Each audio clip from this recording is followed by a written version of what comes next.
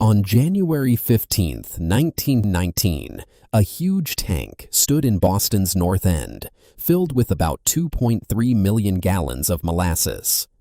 It was not a strange lake or a harmless food store. It was a heavy industrial load held above streets, homes, workers, and horses. Before the day was over, the tank would burst, and 21 people would be dead.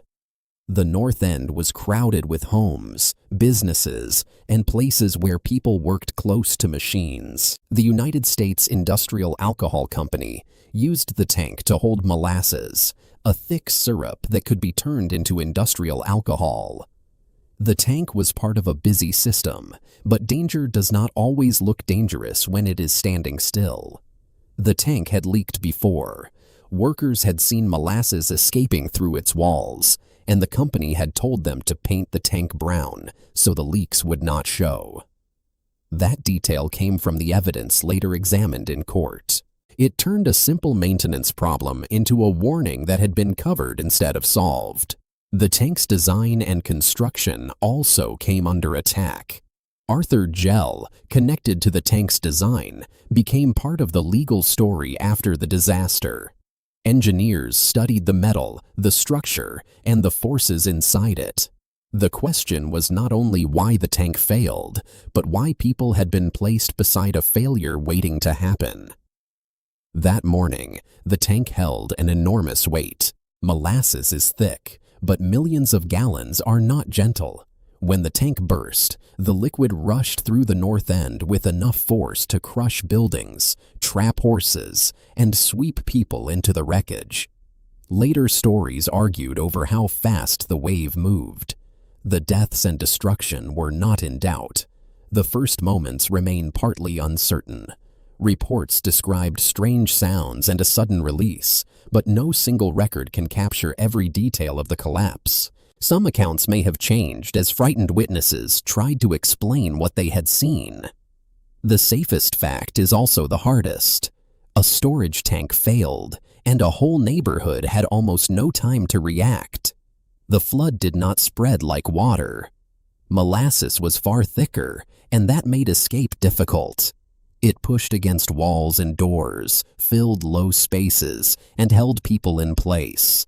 A person caught inside it faced more than a wet street. The syrup became a heavy mass around the body, while broken wood and metal turned the streets into a trap. Buildings near the tank suffered first. The wave struck structures with force, damaging the area and burying the line between workplace and neighborhood. Horses were caught as well, leading some survivors to compare them to struggling animals in a sticky sea. That image became part of the story, but beneath it were real workers, residents, and families facing sudden loss. Rescue crews entered a place that had changed in seconds. The work was slow because the molasses clung to everything. Debris had to be cleared, and victims had to be found among damaged buildings and the thick flood. The rescue was not a clean act of heroism.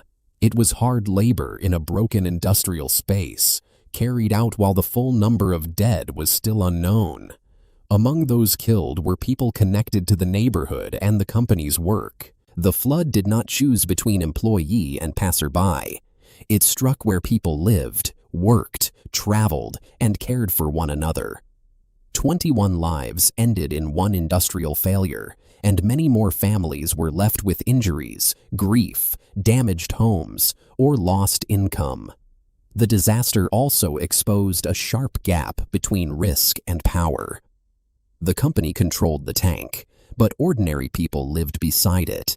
They did not design its walls, approve its materials, or decide how leaks should be handled. Yet when the structure broke, they carried the danger in their bodies. Industrial progress had placed the cost beside people who had little say in it. The company did not simply face public anger. It faced a major lawsuit.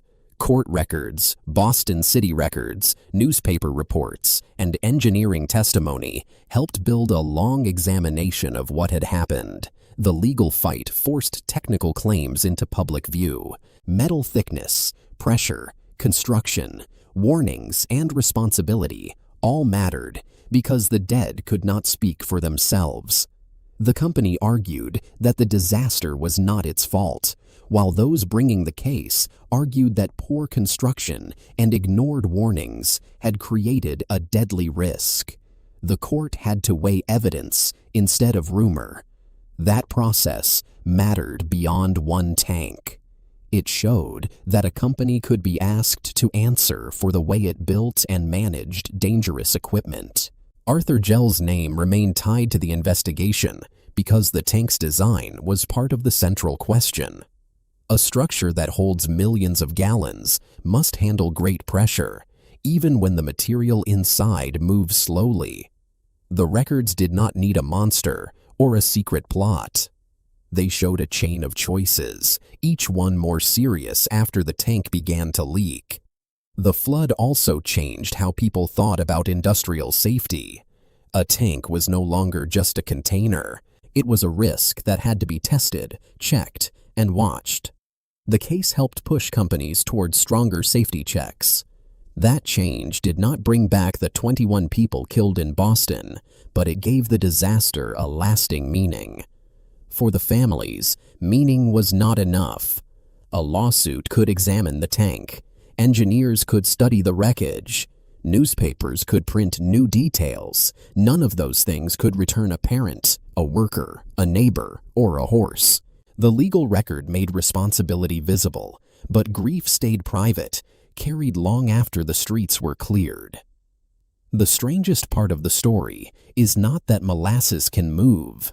It is that a common product became deadly because of scale, pressure, and neglect.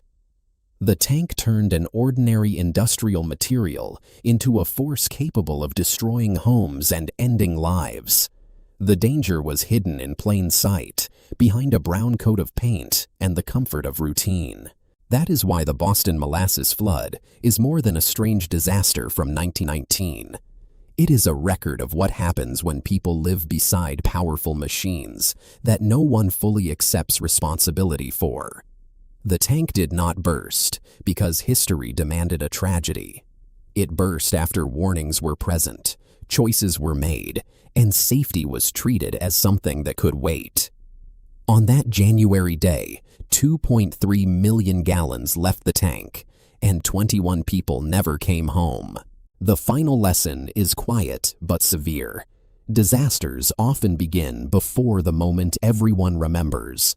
They begin with a leak, a shortcut, a covered warning, or a decision to trust a weak structure one more time. In Boston's North End, that trust became a flood. The vault closes, but history remains.